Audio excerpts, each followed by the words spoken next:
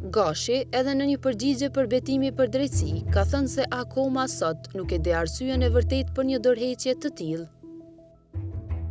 Konsideroj se duke marrë për bazë natyrën, seriozitetin, rëndësinë që ka pozita e kryeprokurorit të shtetit, si pozita më e lartë në institucionin e prokurorit të shtetit, kishte qenë më mirë që të vinte drejt për së drejti në takimet e KPK-s, duke dhënë edhe arsyetimin e duhur për një kërkesë të tillë. Me duhet ta theksoj se unë akoma sot nuk e di arsyen e vërtet për një dorëheqje të tillë. Mendoj se arsyen e vërtet e di vetë zoti Kelmendi dhe duhet ta kërkoni nga vetë ai. Ndërsa nuk mendoj se një dorëheqje e tillë ka shërbyer si mbështetje për reformën në sistemin prokurorial, pasi që bazuar në zhvillimet e pastajme që kanë ndodhur pas kësaj dorëheqje, del që kjo nuk i ka shërbyer reformës në fjalë.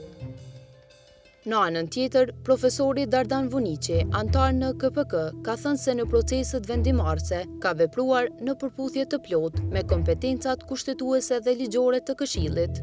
Sipas tij, ndonë se forma e kërkesës së Kelmendit se ai ndodhej jashtë vendit ishte e lehtëshme, ishte befasues për të. Ajo ka qenë befasuese për mua edhe nga aspekti i praktikës institucionale, veçanërisht duke marrë parasysh ndjeshmërinë e situatës dhe interesin publik të lidhur me këtë çështje. Megjithatë, kjo befasi nuk ka ndikuar në trajtimin juridik të kërkesës nga ana ime. Pavarësisht faktit se vendimi gjyqësor kishte konfirmuar të drejtën e zotit Kelmendi dhe rrjedhimisht kauza për ligjmëri dhe drejtësi institucionale ishte tashmë e fituar, kërkesa për lirim nga detyra është trajtuar si një deklarim vullneti personal i qartë dhe formal. Këshilli Prokurorial i Kosovës nuk ka mandat kushtetues apo ligjor për të interpretuar motivet subjektive të kërkesës për lirim nga detyra, përfshirë arsyet e deklaruara apo të supozuara të dorëheqjes.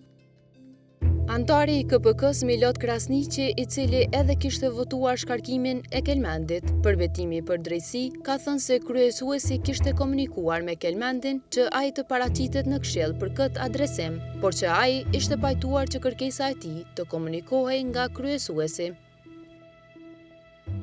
Çështja e ofrimit të dorëheqjes, lirimit nga detyra, si akt personal nga ana e tij, ka qenë në vullnetin e tij, përfshirë edhe në mënyrën të cilën e ka zgjedhur në adresimin përmes postës elektronike zyrtare. Referuar arsyeve të dorëheqjes, unë i di vetëm ato që janë sikur në adresimin e tij, që e ka bërë në këshill dhe që i din edhe opinioni publik, ndërsa që nuk jam në dijeni nëse ka pasur ndonjë arsye tjetër. Sigurisht që përgjigjet në këtë çështje i përkasin vetë prokurorit Kelmendi. Caktimi dhe thirrja e takimit të 282 të Këshillit, sipas pikpamjes sime, ka qenë në pajtim me ligjin si dhe me rrethonat e krijuara.